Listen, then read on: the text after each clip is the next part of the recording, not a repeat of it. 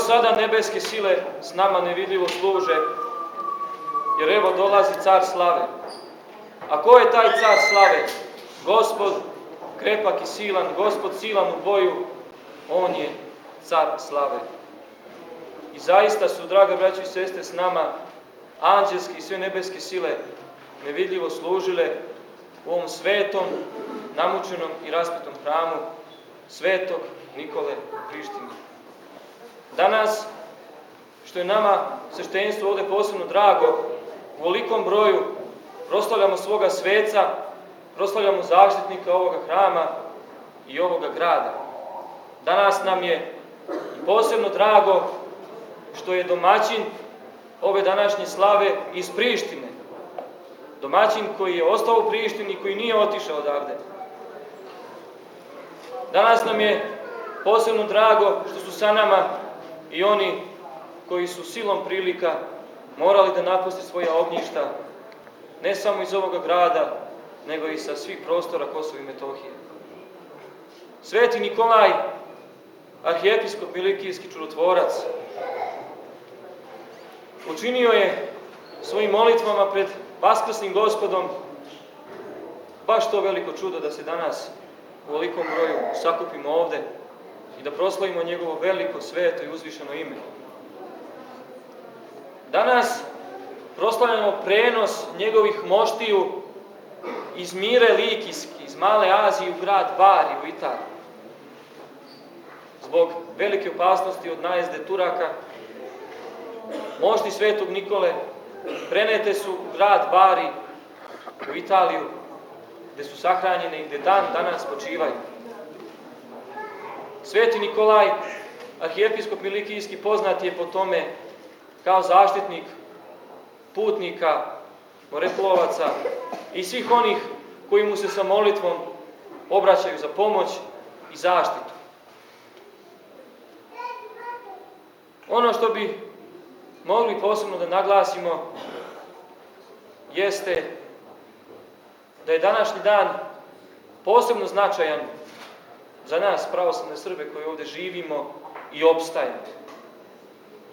Bez pomoći Božje, bez zaštite Svetog Nikolaja, koji molitveno bdi pred Vaskrsnim Gospodom, bez pokrova Bogorodičnog, bez zaštite svih svetitelja koji na nebesima stoje i na zemlju gledaju, kako kaže Sveti vladika Nikolaj u svojoj pesmi Nebeska liturgija, tad anđeli Božji zaplakali, na srpsku se zemlju sažalili.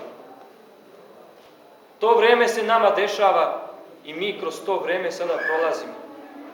Prolazili smo i ranije, mnogo vekova pre, od Kostovskog boja pa do današnjih dana, naše stradanje ne prestaje. Ali što kažu sveti oci, bez smrti i raspeća nema ni vaskrsenja. Tako da, ako stradamo, trezveni ostanemo, spašćemo se. Zadobit ćemo Carstvo nebesko, zadobit ćemo večno spasenje i zadobit ćemo ono što je za nas, ljude na zemlji koji žive, nešto najbitnije. Zadobit ćemo ljubav Božju. Ako ljubav imamo, ljubav ćemo i dobiti. Kako kaže sveti apostol Pavle svojoj poslanici Korinćanima, ako anđelske jezike i ljudske govorim, a ljubavi nemam, ništa mi ne koristi. Treba nam, braći i sestre, mnogo ljubavi između nas, mnogo ljubavi prema Bogu, pogotovo između nas samih, mnogo strpljenja, mnogo truda, da bi ovde i opstali i ostali u isto vreme. Neka bi dao Gospod, Sveti Otac naš, Nikola, koji sad sa nama ovde nevidljivo prisustvuje, da se vas da u velikom broju ovde i okupljamo, da proslavljamo i njega i Vaskrsloga Hrista,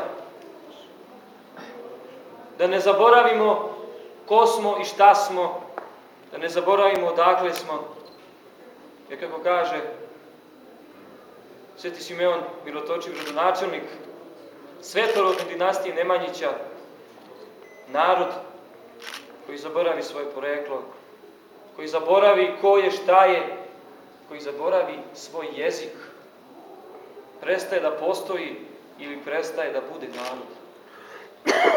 Zato je potrebno da uz pomoć Božju budemo svesni samih sebe, kao naroda Hristovoga, kao naroda izabranog Božijeg, da se okupljamo u svojim crkvama i hramovima, ne samo ovde, po celom Kosovu i Metohiji, po celoj Srbiji, koja je takođe namučena i napaćena, da se sećamo Boga što je najprevashodnije za nas, da ga slavimo i da ga ne zaboravimo. Neka bi dao Gospod i Sveti Otac Nikola ono što je dobro za nas, a on to najbolje zna kroz sve vekove i svu